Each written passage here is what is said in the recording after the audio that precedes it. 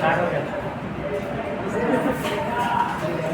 आज की क्लास में हम लोग एक नए चैप्टर के साथ, जो फिजिक्स का चैप्टर है, इससे पहले हम लोगों ने फोर्स एंड प्रेशर के बारे में पढ़ा था। Okay, and force and pressure में हम लोगों ने बहुत सारे टाइप्स ऑफ फोर्स पढ़े थे, जिसमें हम लोगों ने कांटेक्ट फोर्स और नॉन कांटेक्ट फोर्स का चर्चा किया। तो उसमें अगर हम लोग बात करें कांटेक्ट फोर्स का, तो कांटेक्ट फोर्स किसे बोला जाता है? That type of force in which, एक ऐसा फोर्स का टाइप है जिसमें अगर हम किसी ऑब्जेक्ट पर फोर्स लगाते हैं तो उस ऑब्जेक्ट और फोर्स लगाने वाले के बीच में एक फिजिकल कांटेक्ट होना चाहिए। या तो वो डायरेक्टली कांटेक्ट में होना चाहिए या तो वो किसी कनेक्टर के मदद से कांटेक्ट में होना चाहिए। फॉर एग्जांपल, हमने क्या किया, इस बोर्ड पर फोर्स लगाया, तो इस बोर्ड पर फोर्स लगाने के लिए हमने क्या किया, हाथों को इस बोर्ड के कांटेक्ट में लेकर गया। ओके, तो ये हो गया डायरेक्ट फिजिकल कांटेक्ट। और एक दूसरा तरीका हो गया इस पे फोर्स लगाने का, क्या, हमने मार्कर लिया और मार्कर से हमने इस पे फोर्स लगाया। अभी भी इस बोर्ड पे फोर्स लग रहा है, अभी भी हमारे और बोर्ड के बीच में कनेक्शन है, लेकिन यहाँ पे कनेक्शन प्रोवाइड कौन कर रहा है? ये मार्कर पे। इट मींस कि अब जो फोर्स लग रहा है with the help of any connector. वहीं पर हम लोगों ने कांटेक्ट और नॉन कांटेक्ट में पढ़ा होगा। क्या, जब कांटेक्ट फोर्स का चर्चा कर रहे होंगे तो उसमें हम लोगों ने पढ़ा होगा मस्कुलर फोर्स। कौन सा फोर्स? Muscular force. उसमें हम लोगों ने पढ़ा होगा फ्रिक्शन फोर्स। कौन सा फोर्स? Friction force. और एक हम लोगों ने पढ़ा होगा मैकेनिकल फोर्स। तो तीन तरह के कांटेक्ट फोर्स के बारे में हम लोग पढ़े होंगे। कौन कौन सा? Friction force, muscular force, mechanical force. इसके साथ साथ नॉन कांटेक्ट फोर्स में क्या क्या हम लोग पढ़े थे? नॉन कांटेक्ट फोर्स में हम लोगों ने पढ़ा था magnetic force, electrostatic force, gravitational force, पढ़ा था ये सब हमने। बस वहीं से हमारा फ्रिक्शन फोर्स भी स्टार्ट हो रहा है कांटेक्ट फोर्स से। तो सबसे पहले आपसे पूछा जाता है कभी भी कि बताओ फ्रिक्शन फोर्स क्या है, तो इसके साथ में लग गया भाई क्या? फोर्स। तो सबसे पहले it is a type of force. अब कैसा फोर्स? कांटेक्ट फोर्स या non contact force? Contact force. तो it is a type of non contact force. Contact force, it is a type of contact force. कौन हो गया? Friction. अब यहाँ पे बात आता है कि तो फ्रिक्शन फोर्स एक्ट कहाँ पे होता है, लगता कैसे है, क्यों लगता है, और भी आखिर इस चैप्टर में हम लोग पढ़ेंगे क्या। तो सबसे पहले हम लोग पढ़ेंगे क्या, आखिर फ्रिक्शन फोर्स होता क्या है, व्हाट इज फ्रिक्शन फोर्स। फिर उसके बाद हम लोग पढ़ेंगे what are the causes of friction force, friction force का कारण क्या, क्यों फ्रिक्शन फोर्स लगता है। फिर उसके बाद हम लोग डिस्कस करने वाले हैं क्या कि फ्रिक्शन फोर्स जो लगता है उसको कौन कौन सा फैक्टर अफेक्ट पहुंचाता है, factors which affect the friction force. Then after हम लोग क्या पढ़ने वाले हैं, हम लोग पढ़ने वाले हैं कि फ्रिक्शन फोर्स जो है वो एक सेल्फ एडजस्टिंग फोर्स है। कौन सा फोर्स है? Self adjusting force. अब सेल्फ एडजस्टिंग फोर्स क्या होता है, इन सारे टर्म्स को हम लोग इस चैप्टर में बहुत ही बेहतर तरीके से डिस्कस करने वाले हैं। ओके, तो सबसे पहला टर्म हमारे पास आ रहा है क्या, व्हाट इज फ्रिक्शन फोर्स। आखिर फ्रिक्शन फोर्स होता क्या है, so what is friction force. तो सबसे पहले क्या आ गया, सबसे पहले आ गया it is a type of contact force. सबसे पहला चीज ये आ गया, it is a type of contact force which acts between, act कहाँ, act means कहाँ पे ये act होता है, कहाँ पे ये force लगता है। तो which acts between any two surfaces, any two surfaces, किसी भी दो surface के बीच में हमेशा force लगेगा।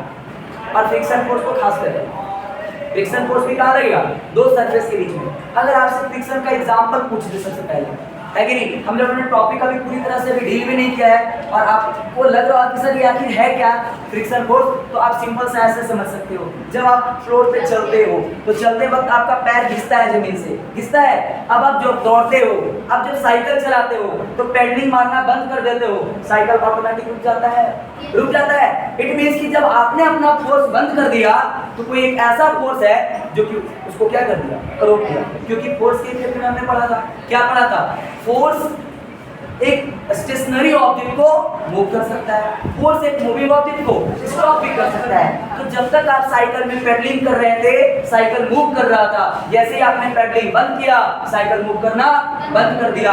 आखिर ऐसा हुआ क्यों? ऐसा होने का एक ही कारण हो सकता है, क्या, साइकिल पे अपोजिट डायरेक्शन में किसी ने क्या किया, फोर्स लगाया। क्या लगाया? फोर्स लगाया।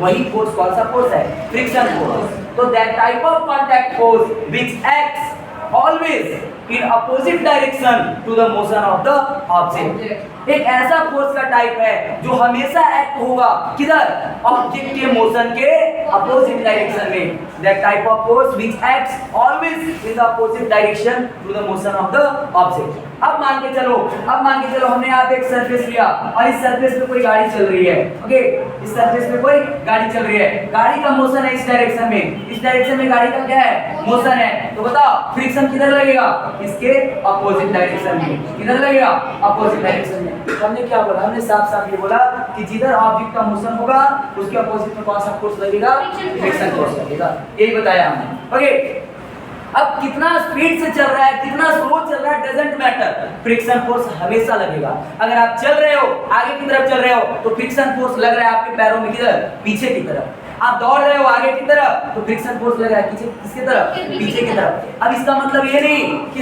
सर जब हम किधर मूव करेंगे मतलब हमेशा हम लोग को रोकने का काम करेगा, बिल्कुल। तो हम इसको सिंपल सा एक लाइन में क्या कह सकते हैं, that type of force which opposes the motion of the object. हम सिंपल सा ये कह सकते हैं ना, एक ऐसा फोर्स है जो ऑब्जेक्ट के मोशन को क्या करता है, अपोज करता है। अपोज करना मतलब विरोध करना, उसका रोकना, है कि नहीं। जैसे आप लोगों ने देखा है ना टीवी न्यूज में, एक होता है क्या, रूलिंग पार्टी, और एक होता है ऑपोजिशन पार्टी। रूलिंग पार्टी जो काम कर रही है, ऑपोजिशन जो उसके विरोध में है। वही फोर्स कौन सा फोर्स है, फ्रिक्शन। फ्रिक्शन फोर्स अपोज करता है, किसको अपोज करता है, मोशन को। किसको, किसके मोशन को, किसी बॉडी के, किसी ऑब्जेक्ट के मोशन को। आप भी तो बॉडी में आओगे, एक कार भी एक ऑब्जेक्ट के रूप में शामिल होगा, उन सबके मोशन के अपोजिट डायरेक्शन में ये फ्रिक्शन फोर्स एक्ट होने वाला है। अब यहाँ पे सबसे पहला चीज पूछता है क्या, कि आखिर इस फ्रिक्शन फोर्स का कारण क्या है। आखिर इस फ्रिक्शन फोर्स का कारण क्या है, what are the causes of friction. तो काउजेस पढ़ने से पहले फ्रिक्शन इसके डेफिनेशन पर एक बार आ जाते हैं। हमने क्या पढ़ा इसका definition, that type of contact force which acts always in opposite direction to the motion of the object, that is called friction force। अब यहाँ पे हमारे पास टर्म आ रहा है क्या, causes of friction। causes of friction, friction का कारण क्या है। देखो फ्रिक्शन का बहुत सिंपल सा कारण है भैया, जब आप किसी भी सरफेस को माइक्रोस्कोप से देखोगे, when we observe any surface with the help of microscope, जब हम किसी भी सरफेस को किसी माइक्रोस्कोप की मदद से हम लोग क्या करेंगे, विजुअलाइज करेंगे, तो वहां पे हमें क्या दिखने वाला है, वहां पे हमें उसके बीच में, उस सरफेस में, मान के चलो आपने इस सरफेस को किसके थ्रू देखा, माइक्रोस्कोप के थ्रू। एक सरफेस जो आपको अभी बिल्कुल क्या लग रहा है, प्लेन लग रहा है ना, बिल्कुल स्मूथ सरफेस है, लेकिन जब आप इसको माइक्रोस्कोप के थ्रू देखोगे ना, तो इस सरफेस में क्या दिखेगा आपको, इरेगुलरिटीज दिखेगा। क्या दिखेगा, इरेगुलरिटीज। तो when we observe any surface with the help of microscope, then we observe many irregularities over it। तो हम उस सरफेस पर बहुत सारे irregularities को ऑब्जर्व करेंगे। ओके, सिर्फ इसी में नहीं, आपको बोर्ड क्या, बोर्ड बिल्कुल अभी स्मूथ लग रहा होगा, क्या इसमें irregularities नहीं है? कोई भी सरफेस ऐसा नहीं इसमें irregularities नहीं है। हर सरफेस में irregularities पाया जाता है। जैसे आप अपने स्किन का बात करो, उसमें भी irregularities है। अपने बेंच का बात करो, उसमें भी irregularities है। आप टाइल्स मार्बल लगा दो, उसमें भी irregularities है। लेकिन यहाँ पर irregularities से सर फ्रिक्शन को क्या लेना देना, आखिर इस irregularities से फ्रिक्शन को क्या लेना देना। अब जस्ट एग्जांपल ऐसे समझो, मान के चलो ये हो गया क्या, रोड। ये क्या हो गया, रोड, और इस रोड पे चल रही है क्या, एक गाड़ी। ये क्या है, मार्केट में भी गाड़ी एज्यूम किया, माना है। अभी रोड पर चल रही है गाड़ी, तो गाड़ी में भी टायर लगे होते हैं ना, गाड़ी में भी क्या लगे होते हैं, टायर। अब टायर का भी तो अपना सरफेस है, तो इसके सरफेस में भी आपको क्या दिखेगा, इरेगुलरिटीज। क्या दिखेगा, अब नीचे में क्या था, रोड, रोड के सरफेस में भी क्या दिखेगा, इरेगुलरिटीज। अब देखो दोनों में इरेगुलरिटीज है, दोनों जब चले गए दूसरे के ऊपर तो क्या हो जाएगा, इंटरलॉक। क्या हो जाएगा, इंटरलॉक। लग रहा है ना फंस जाएगा दोनों एक दूसरे में जाके, है कि नहीं। तो इरेगुलरिटीज आपस में क्या हो जाते हैं, इंटरलॉक हो जाते हैं, जिसके कारण वो गाड़ी आगे बढ़ने से क्या हो जाता है, रुक जाता है कि नहीं। तो यहाँ पे हमारे पास क्या है, फ्रिक्शन का कारण क्या है, तो हम ऐसे लिखेंगे, when we observe any surface under the microscope, then we observe that many irregularities are present over this surface। okay, then the irregularities are interlocked। causes में क्या लिखने वाले हो, due to interlocking of irregularities present on the surface। Friction का कारण क्या हो गया, the main causes of friction is to interlocking of surfaces, interlocking of surfaces due to presence of irregularities, irregularities की प्रेजेंस के कारण सरफेस में interlock हो जाना, इसका कारण फ्रिक्शन का कारण, इसका कारण फ्रिक्शन का कारण। अब सेकंड चीज आप समझो। अब पहला चीज, जितना ज्यादा एक सरफेस हमने लिया, सरफेस को हमने स्मूथ लिया और एक रफ लिया, जैसे कि अभी बोला जाता है, बताओ बोर्ड स्मूथ की दीवार स्मूथ, तो आप क्या बोलोगे? आपने कांटेक्ट में लिए, कंपेयर में किया ना, किसके कंपेयर में ये स्मूथ है, किसके कंपेयर में? दीवार के कंपेयर में। अब हमने क्या किया, अब हमने एक पहाड़ लिया, अब बोला बताओ पहाड़ में और दीवार में कौन स्मूथ? दीवार। अभी तो दीवार रफ है, अभी क्या हो गया? स्मूथ। तो हम कभी भी किसी को डिसाइड करेंगे ना तो क्या करके? कंपेयर करके। अब हम बोल दिए नहीं ये ज्यादा तेज है, किससे ज्यादा तेज है? इससे ज्यादा तेज है। क्या पूरा दुनिया में सबसे तेज ही है? नहीं, कंपैरिजन होता है हमेशा। तो भैया यहाँ पे समझिएगा, हमने दो सरफेस उठाया, एक स्मूथ सरफेस और एक रफ सरफेस। जो रफ सरफेस होता है ना, रफ सरफेस पे इरेगुलरिटीज ज्यादा होते हैं। क्या ज्यादा होते हैं? इरेगुलरिटीज। और जो स्मूथ सरफेस होता है उसमें इरेगुलरिटीज बहुत ही कम होते हैं। तो देखो इरेगुलरिटीज जितना ज्यादा इंटरलॉकिंग उतना ज्यादा, और जितना ज्यादा इंटरलॉकिंग उतना ज्यादा फ्रिक्शन। तो यहाँ से हमारे पास क्या कंक्लूजन निकला? कंक्लूजन ये निकला कि सरफेस जितना स्मूथ रहेगा फ्रिक्शन फोर्स उतना कम लगेगा, सरफेस जितना रफ होगा फ्रिक्शन फोर्स उतना ज्यादा लगेगा। इसका जस्ट प्रैक्टिकल एग्जांपल हम लोग लेते हैं जो हम लोग डेली लाइफ में यूज करते हैं, है कि नहीं? अब मान के चलो आप नहा लिए और फेस वॉश सब लोग यूज करते होंगे, है ना? अपने फेस को वॉश कीजिए, किससे? फेस वॉश की मदद से, है ना? 2 बार 3 बार फेस वॉश लगा दीजिए, है कि नहीं? आज थोड़ा गोरा होके जाए फेस को, है कि नहीं? तो 2-3 बार फेस वॉश लगा दिए। अब लगाने के बाद उसको क्या कीजिए? गमछे से आप उसको साफ कीजिए और हाथ को ऐसे कीजिए फेस पे। आपका हाथ लगा है ना कि फंस रहा है, चलिए आसानी से हाथ नहीं इसमें स्लिप करेगा नहीं। क्यों? जब आपने उसको धोया ना तो आपके फेस में रूखापन आ गया, क्या गया? ड्राई हो गया सरफेस, रूखापन आ गया। तो ड्राई रूखापन आ गया, अब उसमें क्या लगाने लगा? Friction force. आप हाथ मूव कर रहे हो ललाट पे, किधर? आगे की तरफ फ्रिक्शन लगा रहा है, किधर की तरफ? पीछे की तरफ। ये बात आ रहा है समझ में? अब क्या कीजिए? तेल लीजिए और तेल को फेस पे लगा लीजिए, उसके बाद हाथ कीजिए, मक्खन की तरह ऐसे हाथ फैलेगा, होता है कि नहीं? तो कहने का मतलब क्या हुआ? सरफेस जितना स्मूथ फ्रिक्शन उतना कम, सरफेस जितना रफ फ्रिक्शन उतना ज्यादा।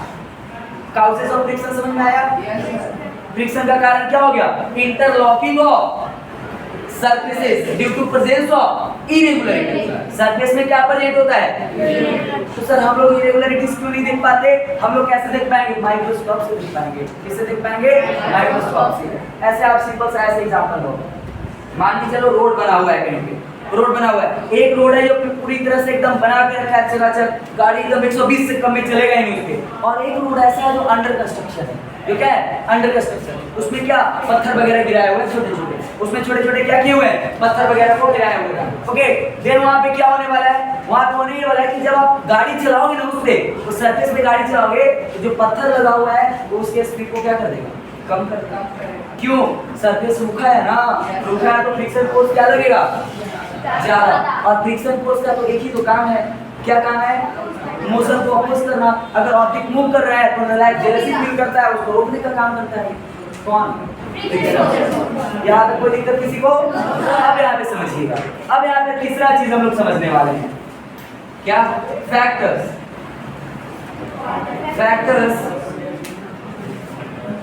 which affects the force of friction. आखिर ऐसा कौन कौन सा फैक्टर है जो कि फ्रिक्शन फोर्स को प्रभावित करता है, उस पर इफेक्ट डालता है? ओके, तो हम यहाँ पे 2 चीज के बारे में पढ़ेंगे। सबसे पहला एक हम लोग समझने वाले हैं नेचर ऑफ सरफेस। किसके बारे में? नेचर ऑफ सरफेस के बारे में। समझ में आ रहा है ना सबको? कोई दिक्कत नहीं ना? सेकंड, तो पहले नेचर ऑफ सरफेस को ना अच्छे से इलस्ट्रेट कर लेते हैं, उसके बाद हम दूसरे नेचर के बारे में बताएंगे, है कि नहीं? फैक्टर कहने का मतलब यहाँ पे आखिर कौन कौन सा ऐसा टर्म है जो कि फोर्स ऑफ फ्रिक्शन को घटा सकता है या फिर बढ़ा सकता है। पहला क्या हो गया? Nature of surface. तो अभी हमने पढ़ा ना नेचर ऑफ सरफेस का मतलब क्या? इसका मतलब क्या? सरफेस जो है वो किस तरह का है, सरफेस स्मूथ है या सरफेस रफ है? तो इसमें तो आप खुद ही बता सकते हो, बताओ। अगर सरफेस स्मूथ हुआ फ्रिक्शन फोर्स ज्यादा या कम? फ्रिक्शन फोर्स स्मूथ, उसमें इरेगुलरिटीज कम, इरेगुलरिटीज कम, इंटरलॉकिंग कम, इंटरलॉकिंग कम, फ्रिक्शन कम, है कि नहीं? तो स्मूथ सरफेस पे फ्रिक्शन फोर्स क्या लगेगा? कम। और रफ सरफेस पे फ्रिक्शन फोर्स क्या लगेगा? क्या नेचर ऑफ सरफेस डिपेंड कर रहा है फ्रिक्शन पे?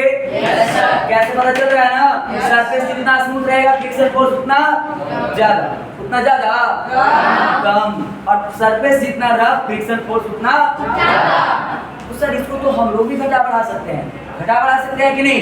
अब कैसे घटा बढ़ा सकते हैं, आइए समझते हैं हम लोग इसको, है कि नहीं? अब घर पे मान के चलो टाइल्स है, टाइल्स लगा हुआ है ना? और आप लोगों ने देखा होगा सीरियल वगैरह में, मूवी वगैरह में, क्या देखा होगा, है कि नहीं? जो बेटा है ना, बेटा जो है वो अपने मन से शादी कर लिया, है कि नहीं? बिना मम्मी के परमिशन का शादी कर लिया, घर में लाकर रख रहा है वाइफ को, है कि नहीं? और उसकी मम्मी क्या कर रही है, हम इसे अपनी बहू नहीं मानेंगे। मम्मी क्या करे, हम इसे अपनी बहू नहीं मानेंगे। और क्या कहते हैं, अब मान के चलो उसके वो जो उसकी वाइफ है वो एक बच्चे को जन्म देने वाली है। अपनी मूवी का हम एक सीन बता रहे हैं आपको, है कि नहीं? उसकी सासू माँ क्या करती है, सीढ़ी के ऊपर क्या कर देती है, तेल गिरा देती है, बोलती कि आएगी, पैर रखेगी, गिर जाएगी, बच्चा भी जाएगा, ये भी जाएगी, बला करेगी। ये मानते हैं लोग, बहुत सीरियल में, रियलिटी में नहीं कह रहे हैं। तो होता क्या है, जब टाइल्स पे जैसे ही तेल गिराया जाता है, उसके बहुत आराम से उसकी बहू पैर रखती है, पैर क्या कर जाता है, स्लिप कर जाता है। क्या कर जाता है, स्लिप। क्यों स्लिप कर गया, मतलब फ्रिक्शन फोर्स बहुत कम लग रहा था। तेल गिराने से सरफेस क्या हो गया, smooth, surface smooth, friction force गायब एकदम, है कि नहीं? स्लिप कर, है ना? और भी बहुत सारे जगहों पे हम देख सकते हैं। आप लोग स्लीपर चप्पल पहनते हो ना, चप्पल के अंदर कितना डिजाइन बनाया हुआ रहता है, क्या डिजाइन को दिखाई देता है सबको? लेकिन फिर भी डिजाइन क्यों बनाता है? डिजाइन बनाता है उसको रूखा बनाने के लिए। अगर बिल्कुल नीचे से चिकना बना देगा ना, तो आप कहीं पे चलोगे तो गिरते चलोगे, है कि नहीं? स्लिप कर जाओगे ना, तो उसको रूखा बनाया गया है। क्यों? सरफेस रूखा रहेगा, फ्रिक्शन थोड़ा क्या लगेगा, ज्यादा, फ्रिक्शन ज्यादा लगेगा, आप गिरने से बच सकते हो। कोई दिक्कत है आदत में?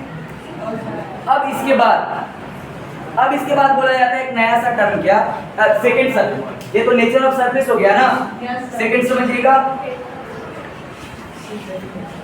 Weight of the body. Weight of the body, किसी बॉडी का जितना ज्यादा वेट रहेगा फ्रिक्शन फोर्स उतना ज्यादा लगेगा। क्यों? जितना ज्यादा वेट रहेगा सरफेस में इरेगुलरिटीज में उतना हार्डली प्रेस हो जाएगा, वो दब जाएगा जाकर। इरेगुलरिटीज में क्या होगा, उतनी तरह से अच्छी तरह से दब जाएगा, फिट हो जाएगा जाकर। तो वेट ऑफ द बॉडी पे भी डायरेक्टली प्रोपोर्शनल, मतलब जितना ज्यादा वेट होगा फ्रिक्शन फोर्स उतना ज्यादा, बॉडी का वेट जितना कम फ्रिक्शन फोर्स उतना कम। और नेचर ऑफ सरफेस में क्या हो गया, सरफेस स्मूथ, फ्रिक्शन फोर्स कम, फ्रिक्शन फोर्स कम, सरफेस रफ, फ्रिक्शन फोर्स, ठीक है कि नहीं? अब इसके बाद का topic, friction force are self adjusting force. Friction force are self adjusting force, इसके बारे में हम लोग करते हैं अगले क्लास में, ठीक है ना? आज की थोड़ा सा मस्ती मजाक नहीं हुआ आपके साथ।